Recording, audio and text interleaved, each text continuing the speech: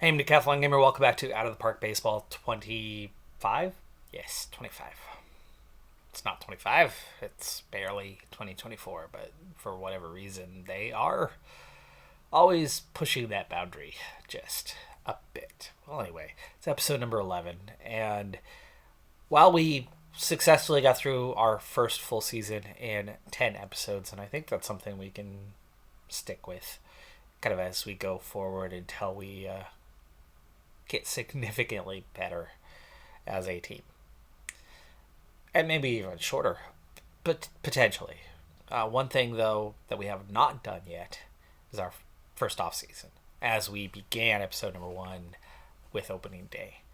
So there is still some components left to complete before we actually have finished one full cycle. Let's go ahead and begin that work now as we start with our new budget for the coming year, and it's actually a little bit better than it was. 116 million available for the coming season. Potentially, roughly $60 million payroll is going to be possible, and we might actually be pushing that boundary. So we'll see how things go here in a little bit, because there's one big change. We had expiring contracts dealt with.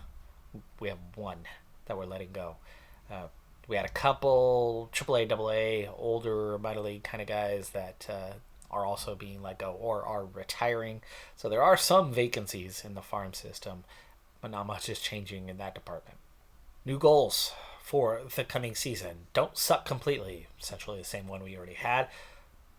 Upgrade at second base. Bring in a manager with a better reputation. This is definitely a new goal. Find a top 20 prospect. It is the same one. Build a top 6 minor league system. Are you kidding me? Like, you don't want to start with a moderate goal and work your way up? Increase fan interest. Keep building your team up in order to reach the playoffs. Couple big asks there. Very quick look at the top prospects list with a couple young ones near the top of the list now for the coming year. Denzel Clark continues to be our top prospect overall, and he is going to get the opportunity to play at major leagues in the coming season. But Denzel Clark is ranked 50th among batters. Actually, that's 50th overall, so that's a big improvement from where he was ranked previously. He's definitely moved up that list a lot. And as for the top prospects list, well, he's the only one on the list. More points than what we had before, but we're still just looking at number 26. Key reason why our deals aren't set is we do have a number of players that are going to be entering arbitration. For those unfamiliar with baseball as a sport, once you hit a certain amount of experience, you get out of rookie deals, but you're not yet into the veteran stage. There's a period where arbitration becomes a thing. And long story short is each player is assigned a potential value based on performance when they fall into this window of a certain amount of experience. And there's a low end and a high end. Each side come up with what they think that value is. The player listed value is always higher than the team listed value. And either you negotiate a proper contract, it could be a 1-year deal, it could be a multi-year deal for said player going forward as their value has increased, as they've reached this certain amount of experience and have this certain entitlement. It's a union thing. Or it goes to arbitration, meaning it goes to an actual court hearing, and a case is made by both the team and the player's side. And in that process, a court arbitrator determines who has the better argument, who has made the case for that valuation, and then it's assigned. So it's assigned to one extreme or to the other, as opposed to negotiating a contract that's somewhere down the middle in regards to that. A lot of the time, once you have kind of the values low and high set, a lot of the time teams will negotiate something with the players camp that is somewhere down the middle, and it avoids arbitration as a hearing, as going to that later stage. But sometimes it will, and sometimes the player wins, sometimes the the clubs win, and you can gain or lose out of that process, especially when the player side wins. It's probably more than what their real value would be like. So settling down the middle ultimately adds up to being the same if you win some and lose some on a pretty even balance. You're going to end up in that same ballpark anyway. That is why our young rookie, or soon to be rookie, Denzel Clark, why we didn't give him a chance at the major leagues last season, even though he was clearly ready late in the year to come up and perform. What difference would it have made for the ball club if we had 61 wins instead of 59? Because of a good young player. Makes no difference at all. In fact, it potentially hurts our lottery odds, while giving him that early experience hurts the timetable, puts him into arbitration that much sooner, and puts us into a bad way when it comes to having to pay players, which is why more and more you see that. But it's also why at the same time they have what's called Rule 5, and that's a whole nother matter. We'll get to that one when the time comes. It's time to vote for awards. I'm not going to bother with the complete process, but we'll at least get involved in probably the 4 key ones this season. When I'm looking at awards, I begin my process with wins above replacement. That's my start point. But it's not the end-all, be-all. Though, from this process, the top 3 in the league in wins above replacement ultimately are going to be the 3 that I look at, because the 3 of them are significantly above the others with high wins above replacement. So, Adley Rutschman for the Orioles hit just over 300, had 2,700 homers, a 7.1 wins above replacement. And as a catcher, that's a big one too, because they play a very important role anchoring your pitching staff. Calling games is a massive part, especially today. Catchers framing pitches gain more strikes. They take bad pitches that are outside the strike zone and very quickly move them into place, and they trick umpires into calling strikes on something that's actually a ball because of their sleight of hand. There's also what they're actually calling, how they call the game, how they tell pitchers what pitch to throw, whether it's a fastball, whether it's a curveball. Catchers do have a bit higher value on a ball club than some other positions. The other 2, Aaron Judge, always a candidate for this one, it seems, and Yankees are the Yankees. You spend more, you're gonna get more. And 313 this year, 54 home runs at a 7.2 wins above replacement for the now right fielder. Third on the list, little bit lower in the wins above replacement, but it is the club that I'm a fan of, and there is a soft spot in my heart. There is some bias that will give him a little nudge, but if he's not worthy as a candidate, I won't pick him. But our biggest rival, it is the Yankees. Julio Rodriguez has a leg up for being on the Mariners, where Aaron Judge has a leg down for being on the Yankees. I know the Yankees have a bigger fan base. It's New York City, especially around the world. It's New York. The Yankees are the ones that are known. Their pinstripes are famous. Okay, I get it. I'm not exactly winning myself very many fans for having this argument, but the underdog versus the powerhouse, I think I'm going to take the underdog more often than not. So 35 homers, certainly not quite as good, but unlike an Aaron Judge who stole 4 bases all season, that's 35 for Rodriguez. If he's good enough to be in the top 3, I think he's good enough for me to give him the vote, certainly over Aaron Judge. So, sorry, Aaron Judge fans, his numbers are better. He deserves it over Rodriguez, but it's also a little bit easier when you're surrounded by talent on your lineup and they can't pitch around you. When there's less talent surrounding you, it's easier for them to key in on you as an individual, strategize around you as an individual, and I'm sure we're all familiar with this. Rutschman, does have some good arguments. Better wins above replacement, better batting average, less homers. I'm going to go with my heart on this one. You don't have to always be rational. It's rational enough that he was top 3. Probably shouldn't get my vote, though.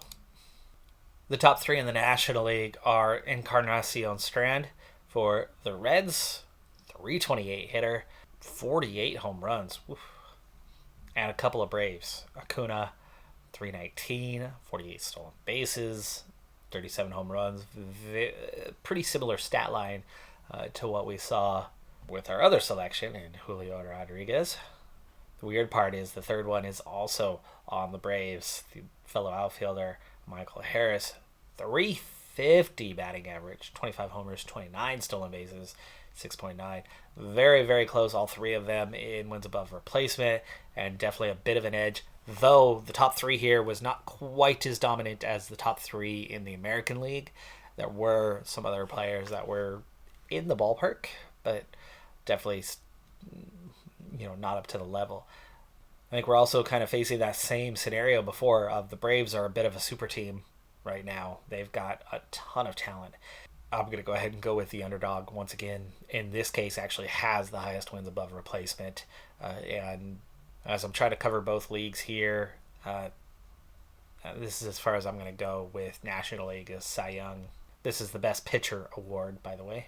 For the National League, choice was actually pretty easy on this one. There was only 2 players with anything significant for wins above replacement, and Yamamoto is that guy. 19 wins, 3.33 ERA, 1.14 WHIP. That's walks and hits per inning pitched, by the way. 6.1 win above replacement. For the American League, much less obvious, much closer competition. We ended up with Mason Miller and JP Sears making the list of potentials, but they don't have the numbers, but they're certainly up there in the upper echelon of pitchers for the season.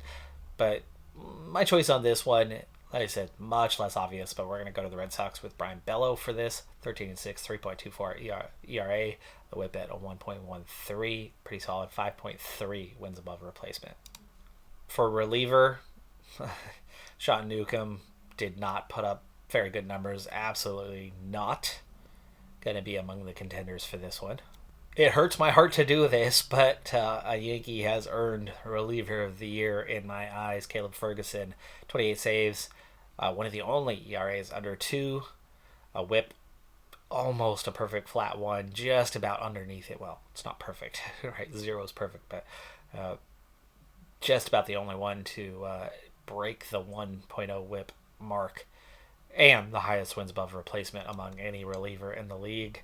28 saves is definitely not the most. I mean, Fairbanks has 44, but he's done it with a lot less consistency. For Rookie of the Year, there was really just 2 standouts. That's Jackson Holliday and Wyatt Langford. Holliday putting up the more well-rounded set, though Langford hit the long ball to help him out. We did have 3 players at least on the list in Armenteros, Basso, and Boyle, but it's a couple of relievers who didn't even have very good numbers, and Armenteros, who was amongst our weakest players. So no, absolutely would I not go bias and vote for myself on this one. Holliday did have the best wins above replacement, best all around season, even though he did it in less at bats. And Langford played the full season. That's part of what's kind of helped him out with this one. I'm guessing Holliday's got some better defensive metrics than Langford, just based on that wins above replacement being so much higher when kind of the raw numbers just aren't as good. Position by position, for Platinum Stick, that's best bat, basically, positionally. And Langoliers did pretty well. He's up there. He's about, 4th on the list of catchers. Decent season. Only a 249 average, but he's very young. We'll hope he improves that a little bit. Get into that 270, 280 range in the next couple of seasons. Meanwhile, Geloff actually was amongst the best second basemen in the entire league, and I wouldn't be too hard-pressed to actually go, even though Jackson Holliday was probably the best, Geloff was close enough that he's going to get my vote. For right field, Ruiz was up there, top 8 or maybe even argument for top 5 amongst right fielders. So something. We got a couple guys that are certainly worth hanging on to, but choices are fairly easy on these. I'm not going to go ahead and do the National League here.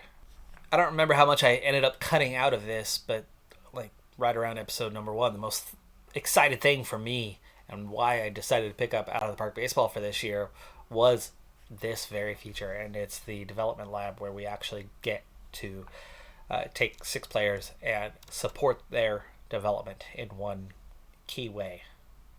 Our best prospects are absolutely 100% getting selected. So Denzel Clark, first guy we're bringing in. He's that big prospect. He's the big time player for this club that we need.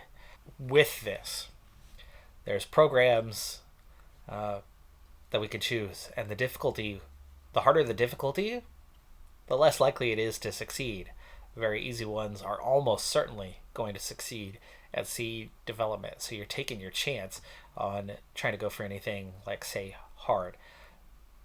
So for Denzel Clark, we have to kind of make a decision on what it is. His eye potential is definitely one area that he still has room for growth. He hit 277 at AAA this last season, playing every day, 35 home runs, so good amount of power, 93 RBIs at AAA level. Really excited for the numbers here and what's potential with Denzel Clark. But looking a little more into detail, what is it can we get him working on? He's going to be good at any outfield position, which is nice. He's got very good range. He's already got good speed, good stealing ability, and it's gap power and that eye that has the best area for development for him. I know he's got potential for gap power more than what he already has, and it's medium difficulty. There's a good chance that he could complete it, so we're going to go ahead and put Denzel Clark on gap power. I'm also going to take our overall best prospect, 4-star prospect, Silvino Bustillos, who I just upgraded from our international complex. Very late, by the way, and he's just got kind of potential everywhere. He's young. We're going to go ahead and put him on strength and conditioning. On the senior level, Florial is one of the most underrated ones right now who has potential to develop. So we're going to go ahead and put our one senior club guy out there and probably plate discipline. Yeah, eye potential is that one big area where he definitely has it. And for the other 3 selections, I've picked 3 outfielders that are amongst our 4 3-star prospects that we have, all with either power or generating bat speed, so improving their contact. So these are our 6 eligible players for arbitration, and you can see where they fall into their window in terms of Major League service. None of them were outstanding. Harold Ramirez at least hit 270, is okay, did okay, 0.1, one above replacement. A lot of these guys actually have negatives and really don't have great value in their current salaries. None of them were like league minimum kind of guys. The arbitration estimates definitely would see an increase on what they're earning right now. We're talking an extra $1.5 million for Blackburn, and Blackburn's been okay. It's weird to see that he's 2.5 wins above replacement when his numbers really don't reflect that. That's a pretty poor ERA, 4.10 overall, 1.56 WHIP. Like, that seems like that should be a negative, not a massive negative, but that's not an average starter in the league. That's a below average starter in the league. So, a little surprised by that one.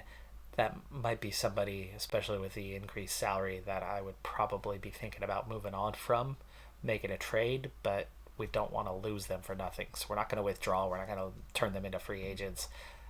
We want to get some value in return.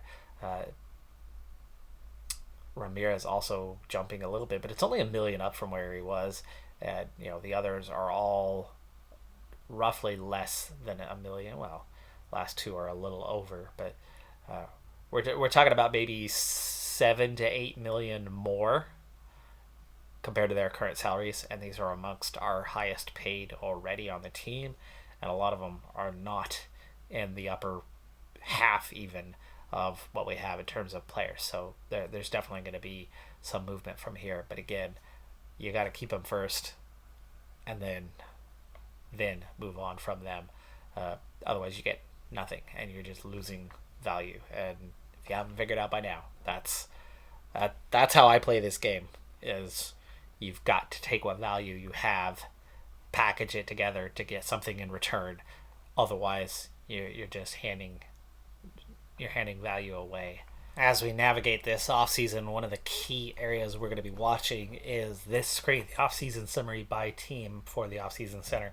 And this is showing your wins above replacement gains versus losses.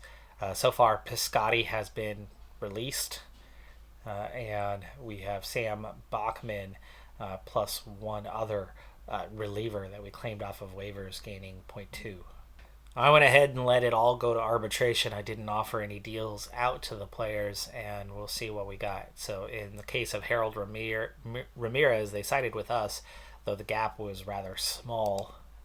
Rengifo, they've sided $5 million in favor of the team. Okay, Toro also sided with the team. Small gaps between team and player on these cases. For Seth Brown, they went with, I suppose he was one of the only ones that had a bit of improvement, but that's a significant pay raise. Paul Blackbird was one of the other ones who did a little bit better, and they did go with him, and that's too much. Yeah, we're definitely going to be moving on from Blackburn after they awarded the player option on that one. For Andahar, they went with the team. So that means 4 of 6 they sided with the team. I didn't offer less, and that's one of the reasons why we got the more favorable deal more often than not. Relievers are pretty cheap, easy to replace, especially in free agency. Don't cost that much, not that hard to trade for. And here's an option that's coming our way. A trade offer from the Orioles for Max Wagner. He's only in AAA, but he's already 2.5 star. Okay, fine, he's at his potential, but he's got a little more gap power and eye potential, but looks pretty good. We have a very high scouting accuracy on this. Decent speed also for a corner infielder. Not the greatest corner infielder that's ever played the game by any imagination, but really strong AAA numbers. Very much ready to play at a higher level. In addition, they're offering us a nothing rookie extra piece, but what they're asking in return is 32-year-old Trevor Gott. And I'm getting a lot of offers for Gott right now, and we're looking at a pretty decent reliever, our closer. But I mean, his ERA was 5.5. He only had 23 saves and lost 14 times as a reliever coming in. He lost a lot of times. He did not successfully close out games pretty damn often. I'm okay with moving on from Trevor Gott. So we'll go ahead and complete this trade. Now, to my understanding, we can't sign international free agents till January. It's only November.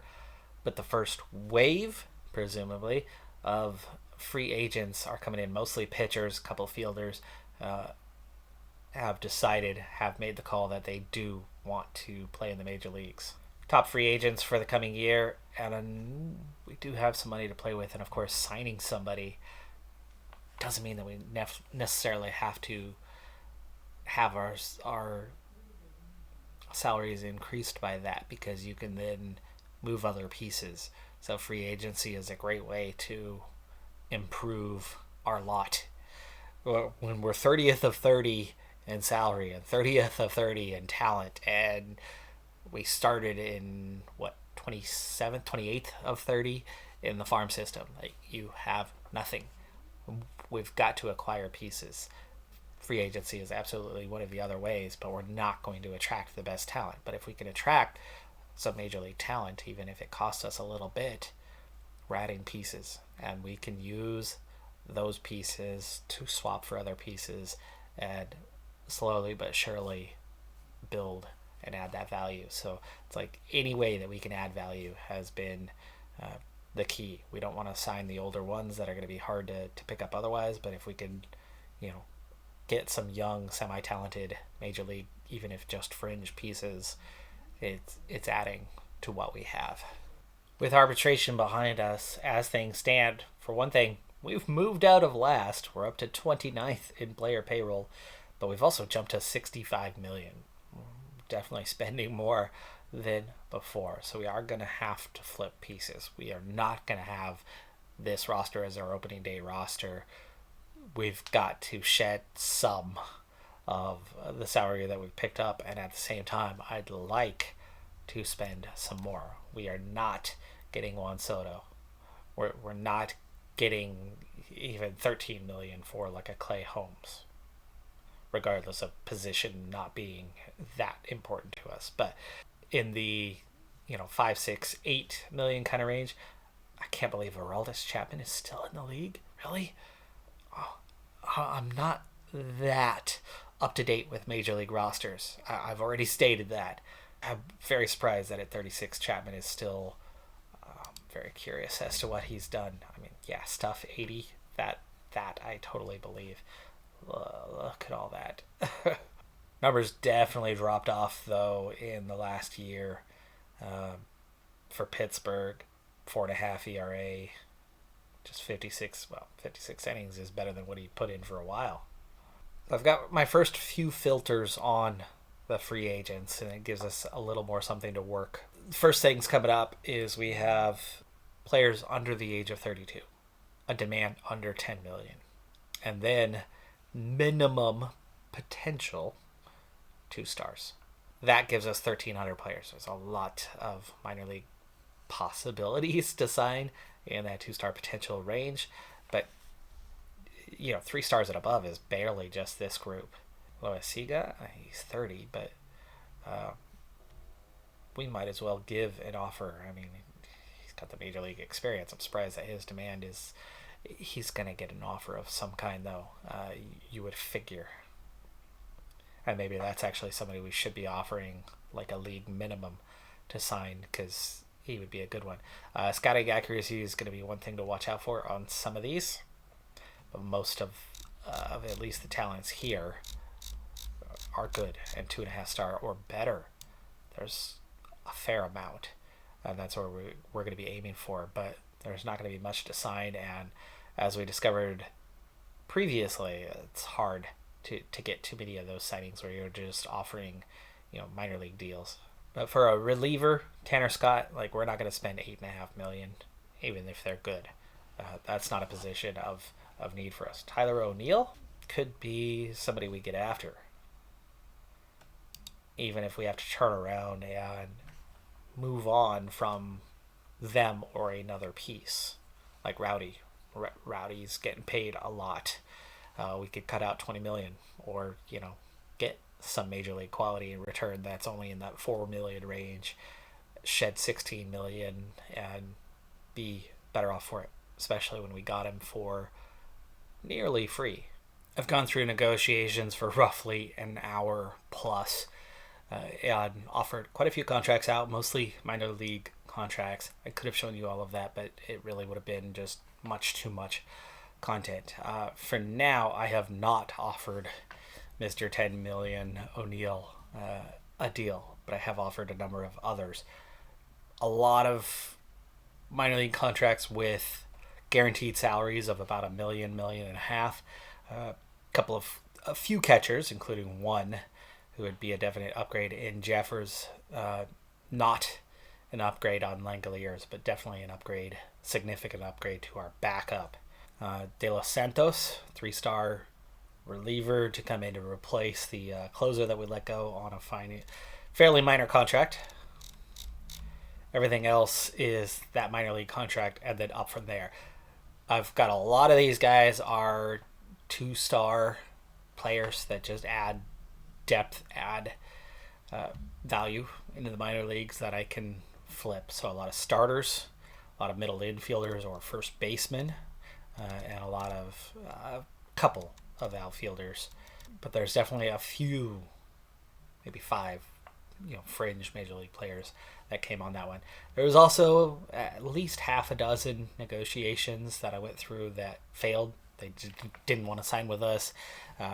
weren't happy with what we were offering. We are playing small ball here, and we do have limitations. So far with this offseason, we traded Gott for a AAA guy who was ready for major leagues, but that means we did lose a little bit in wins above replacement.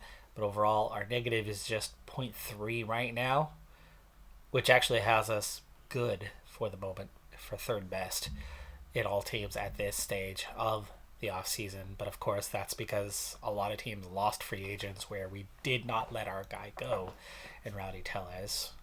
We may have to trade him, but we didn't let him go. So he still gives us something in value where everybody else just let their value walk away. Resuming our phase B of our rebuild the minor league system project, we're coming up with David McCabe rookie league, which is surprising. At 24, he should be playing a bit higher than that. Already a 50 on contact, defense is good, has potential, could play at a major league level. And David McCabe is costing us nothing but a couple of 2-star prospects and then 1.5 stars or below. So easy trade decision for me. Still working just with the Nationals who are in a rebuild. This is the easy time. This is the time to get these deals through, apparently. JT Ginn, 1.5 star current, 2-star potential, sitting in A+. He had a decent season in A+, but he's never going to actually be good enough for the major leagues, and if he is, he's barely ever going to be good enough. So once again, we're looking at a few 2-star guys and a whole bunch of 1.5 star guys. And in return, we're going to get another 2.5 star potential player who's already a star and a half, catcher this time, AA. He's definitely not there yet, but this is better major league fringe prospects, guys that actually could make squads versus ones that are now working with Philadelphia. The next deal is so close to getting through that a 1.5 star reliever is all it's going to take to complete the deal. The guy we're getting in return this time is Jalvin Arias.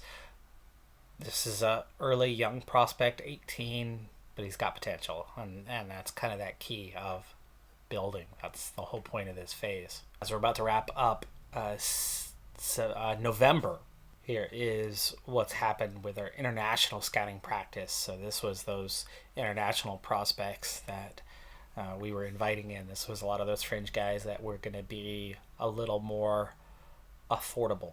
There's 2 guys with higher potential than previously expected, 2 16-year-olds, a shortstop and a third baseman. So 3 of our targets we have strong relationships with now, and they're all in the very affordable range, and they all have really good potential type range. But at the moment, league interest is still pretty high, or pretty low. We've got a long ways to go on those particular players. For average relationships with high league interest, well, here's the highest league interest, and we don't have good relationships with any of them. $3 million for Castillo might be our best bet at the moment. Average relationship, high league interest, right fielder Bueno. Average across the board, we also have 4 players in this range, all very good potential, but they're going to be hard signings compared to other teams, you would think. We have yet to sign any of the free agents. All we've done is the 3 trades so far that have seen us unload a good 25 players or so, 27 players or so for 3 better prospects in return.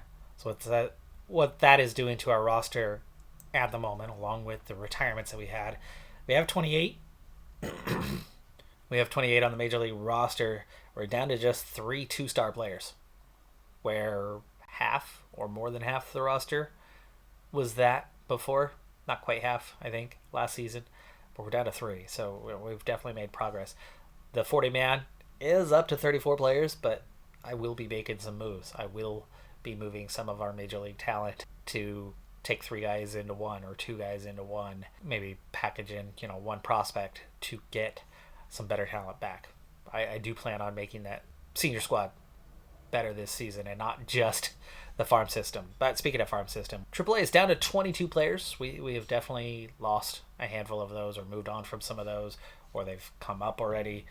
27 at AA, just 16 for high A. Obviously, players need to move up, fill in some gaps there. 28 for the regular A league. The rookie league that had near 60 is suddenly down to 36. And from all those 1.5-star guys that were here, that list is suddenly down to just 7. I've cleaned that out. That's the majority of the moves. The rest have been 2-star guys. So those 3 deals, not one player has been a better than 2-star, and there's only been maybe 6 2-star guys involved in its entirety. The other 20 or so players that we've moved on have all been 1 or 1.5 stars. We do have 33 at our rookie ball level, but we're now suddenly looking at really just a couple of players that need to get moved on from. Our high A has a couple guys under that 1.5 star range. What do we have looking here? See, even here there's 4 1.5 star guys at double A level. We're going to be reorganizing all of this relatively soon and trying to move on from those last guys there. I've had so many at this rookie level that it's been easy to pick a lot of those out and part ways with them first and foremost, but there's other moves to have. We somehow have a 1.5 star guy at AAA level. Seriously? There's 3 of them, even 2 catchers, a 34-year-old catcher. He doesn't need to be in the organization.